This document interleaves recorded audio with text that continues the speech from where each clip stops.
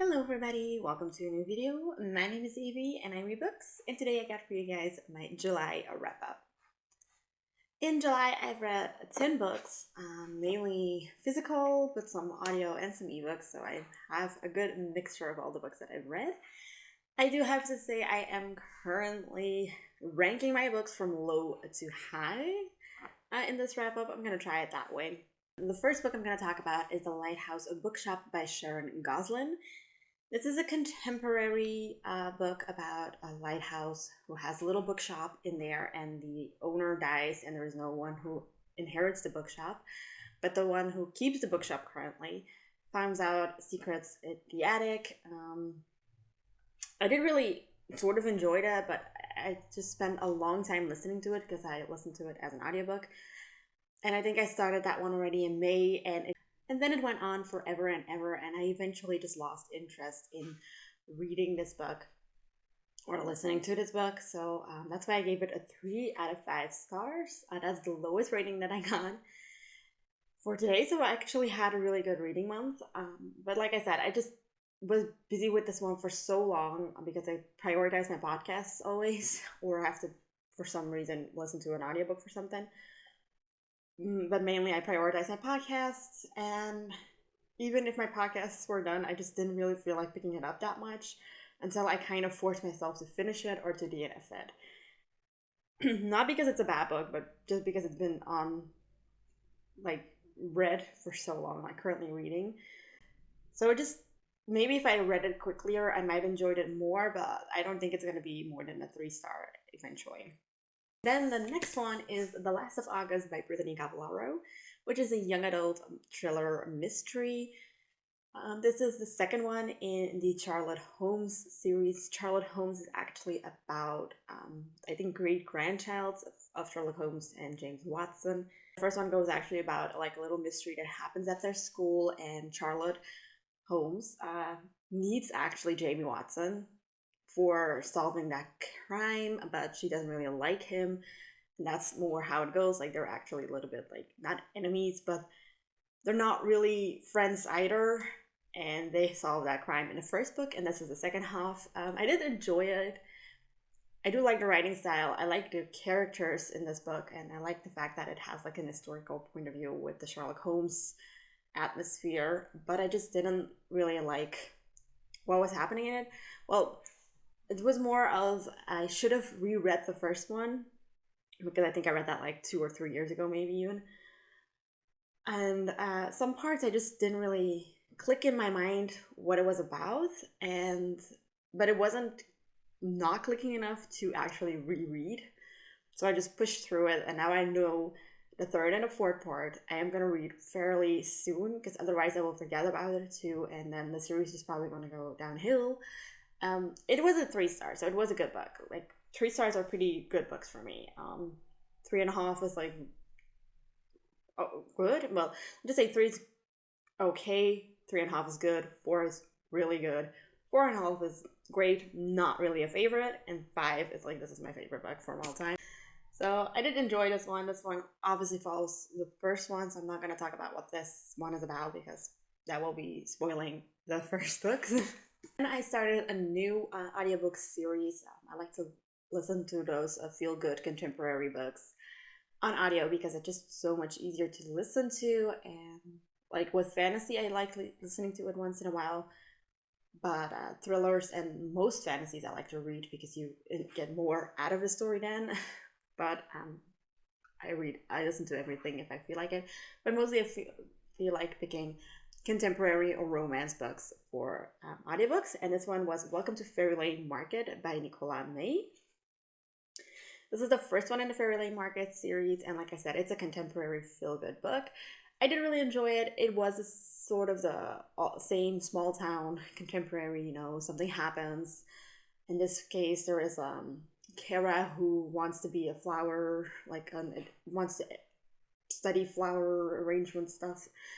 But she wants also to help her dad at home, so she ends up being just working at a flower shop and a flower market, actually, even.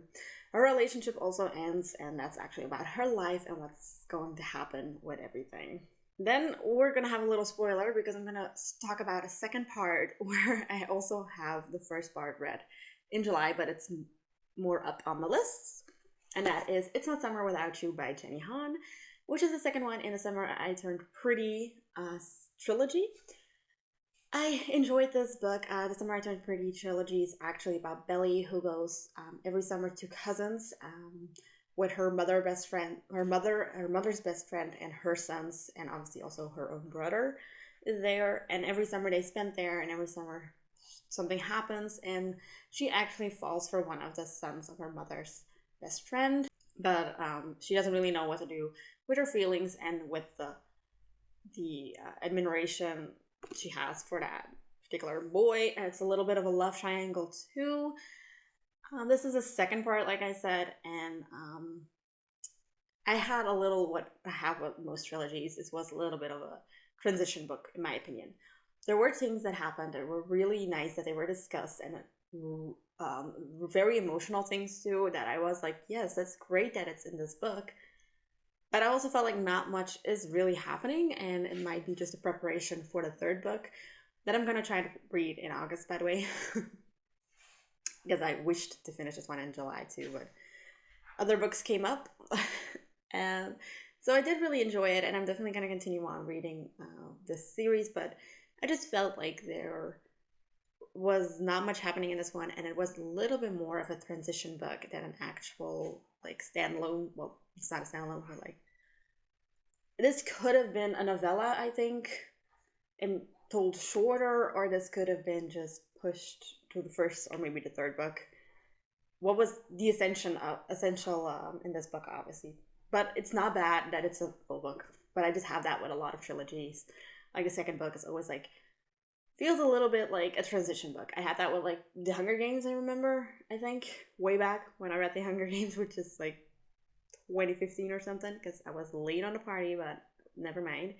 I felt that like there, and I have other trilogies that I feel like the second one, it's necessary, but it's not like, it feels more like this happened in the first one, so we need to close it completely down, and this is going to happen in the third one, so I need to open some stuff up. Go to the 3.5 stars, which is Liar's Beach by Katie Cantugno. I have never read any Katie Cantugno books. I just saw this one in my bookstore and I was like, oh, that looks interesting. Read the back and was like, this is really interesting. So I obviously read it while it was still good weather, because currently when I'm filming this, it's raining outside, which is lovely, obviously, in August. I mean, I love fall and winter, so I don't mind that weather once in a while, but it's still summer, so. But this is a mystery thriller about Lyndon, who actually spends his summer with his rich friends at their beach house. And Lyndon is actually trying to keeping up appearances because he's not that rich or anything. But one morning they wake up and there's someone unconscious in their pool, and Lyndon is going to try to find out why that person was unconscious and why he was in their pool when he wasn't one of the persons who were staying over there. So it's a little bit of a thriller. It's a little bit of a mystery. I did really enjoy it. I do have to say, I kind of took me a while to get into. That's also why it's probably a 3.5 star, not a 4. Because I think almost halfway through, I got really into the mystery and the story, and I was more intrigued to continue on reading. And the first half, I was still wanting to finish it because it was still a good book. The writing style was good. But I just felt less that I was like, I need to know what happened. And during the half of the book, I was like, I need to know. I cannot not know. And I finally finished. I have started that one else, I think also in May or in June, and that is The Mistake by Elle Kennedy, which is the second one of the Off-Campus series. This is a new perspective of this series. It's from John and Grace's perspective right now. In case you don't know what The Mistake is actually a smutty romance, and with hockey players and actually their girlfriends or their maybe girlfriends. It's a little bit of a love story, and I do really like it. The first one was other characters, so it's not like you have to read them in order, but if you read them in order, you obviously get a little bit more of the story, because the characters of the first book also are in the second book, but they're not main characters anymore, but they're like side characters, which is really nice because you can see how their lives are going. But you focus on a completely new character, and this time it was John and Grace. And I did really enjoy it. Like I said, it's a bit of a smutty romance, but I like this one because I'm not really a big of a smut reader. I just try to dive in once in a while. And I just realized that I do like smut with like a big story, because I've tried a smutty book, which was more or less just really graphic and like not much story to it, that I just DNF'd it because it was like, I want to read smut, yes, but not this way. So I did really enjoy it. The writing style was great. There was a really nice storyline, also some emotional aspects that are taken care of and really nicely portrayed, which I do really like, because they're not superficial characters who just want to be with each other but they're not with each other or something like that. Or it's just really nice to see this development. And I also think it's really fitting to the time where a lot of people are just having sex for fun and not necessarily for a relationship, but how it also can twist into other things, which is really nice.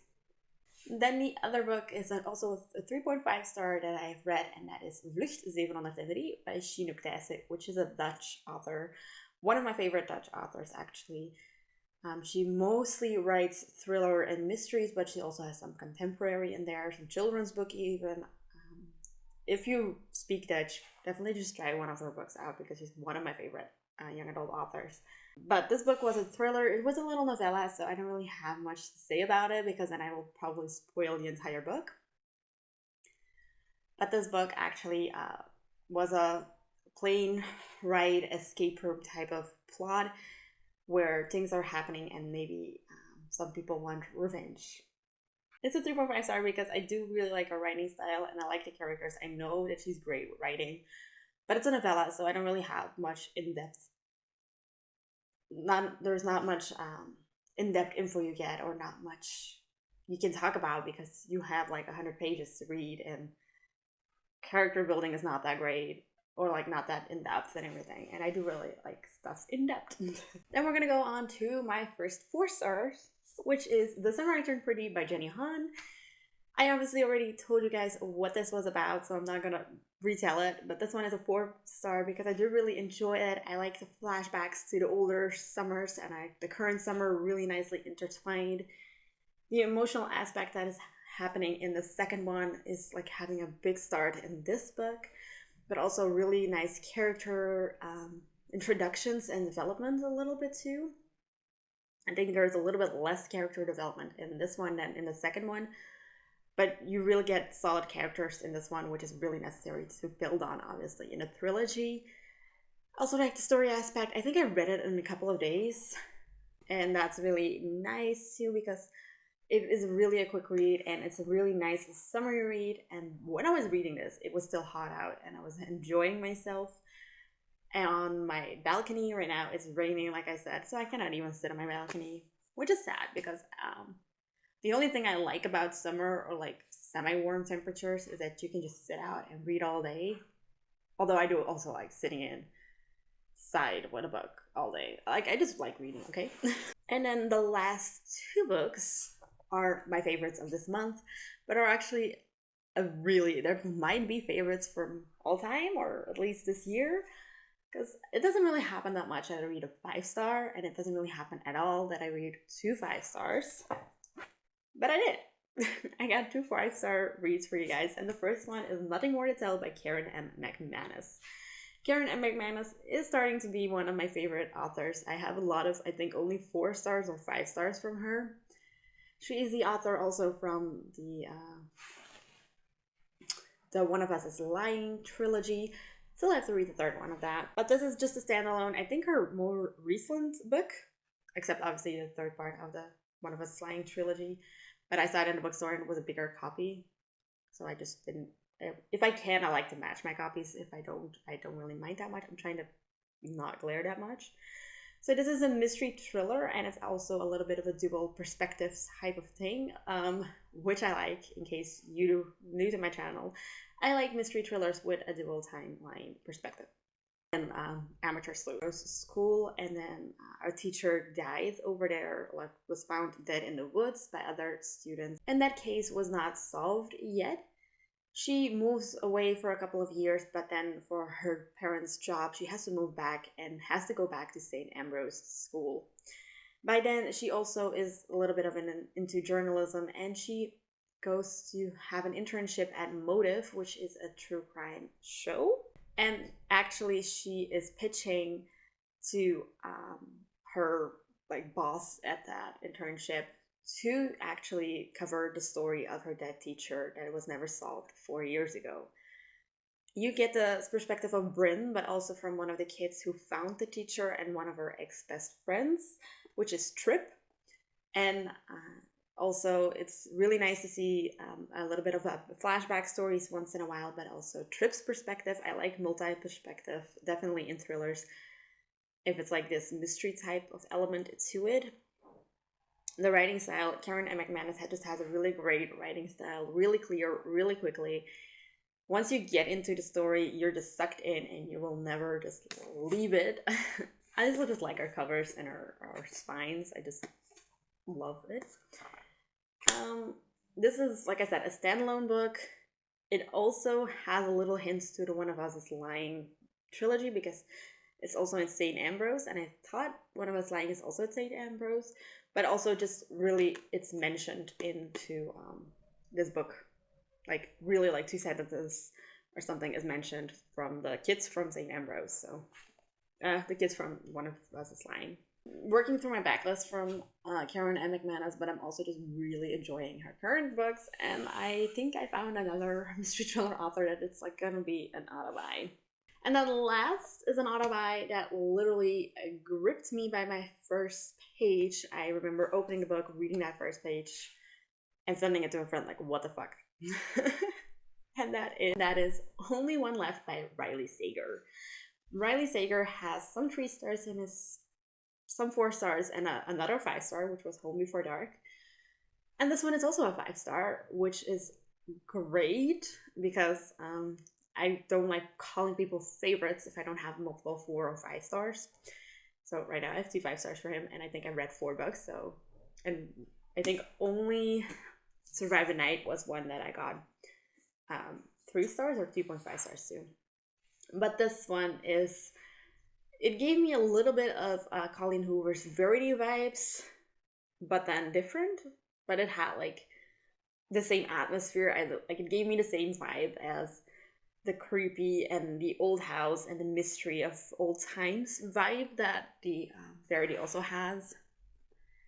For some way, maybe it's also because it has to do a little bit with like writing on a typewriter, but someone who's paralyzed. I'll just tell you guys what this book is about. This book is actually about the Hope family who gets murdered decades ago, and there's only one survivor left, and that is Lenora Hope.